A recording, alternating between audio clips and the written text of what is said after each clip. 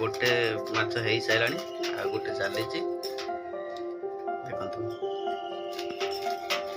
बढ़िया टेस्टी माछटा मीठा लगे।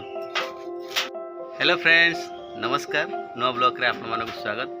आज हूँ रविवार। आज रविवार बहुत सुंदर ब्लॉगटे हम आपण मानक मन को छुईब आउ भल लगे। चलतु ब्लॉग स्टार्ट करवा।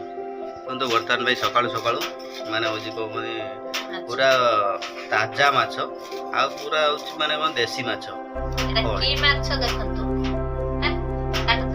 सकाळु सकाळु मु नै आसी बर्तमान ताजा ताजा देसी माछ। दीटा माछ आपण माने कहबे एटा की माछ कमेंट बॉक्स रे कहबे एटा की माछ। देखो तो मने सकाळु टेस्टी माछटा किंतु कोनटा किंतु बहुत टेस्टी स्वादिष्ट। की माछ आपण माने निश्चित माने कमेंट बॉक्स रे जणेबे। हमर तो कमेंट बॉक्स सब बेले खोला अछि आपण मन पय। देखो एडी खाली जरी रे ये आ गुटे देखो पूरा आसी छि चिकन लेग पीस बड़ बड़ दीटा चिकन लेग पीस आ चिकन आज गुटे बढ़िया स्टाइल ले बना हबो आपण मन देखिबे निश्चित।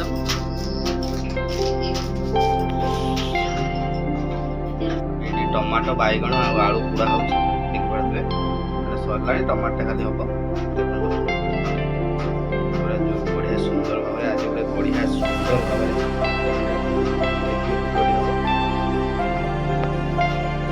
बर्तमान शाग भजा हो बहुत पानी बाहर शाग शाग भजा हो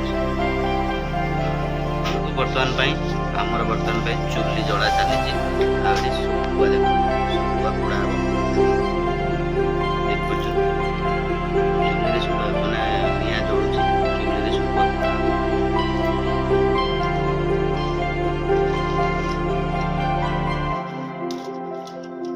मजा आसी आज पखाड़ खाया।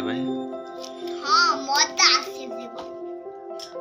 तो बर्तमान फाइनली हमर सुकुआ पूरा रेडी हो जाई आ एबे हम खाया पिया करबा। सुकुआ रेडी होला देखो चुली रे सुकुआ पूरा चलथिला देखो तो रेडी पूरा।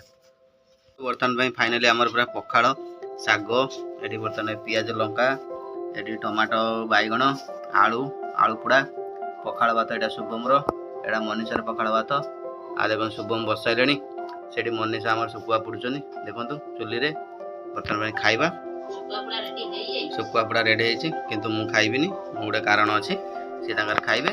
देखो शुभम कौन खाइब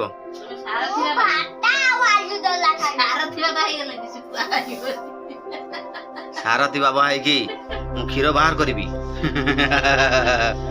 देखो रेडी फाइन देखो पूरा रेडी। चलतु बर्तमान भाई खाया स्टार्ट करवा। क्षीर बाहर करी जमी सारथी बाबा बाहर करदेला क्षीर। हाँ मोर दुकान नहीं आस क्षीर देखो बर्तमान भाई फाइनली आम रेडी शाग मोर हूँ देखु आलू आ पियाज आ बैगण आ कच्चा लंका दड़ा तांकर हूँ देखो भात रहा टमाटो ये बैगण आ शुखुआ देखो शुखुआ सब पुड़ा पुड़ी आ शुभम रे छोटिया कंसाटा से छोटिया कंसाटा भात खाइबे। देखो पूरा रेडी तो मु सादा खाइबी मु गोटे जगह जीवार अच्छे मत मुझे सादा खाइबी। देखो देखो अलग हो गले मो ठार कहीं मुझे सादा खाइबी से पकई मनीषा शुभम खाइबे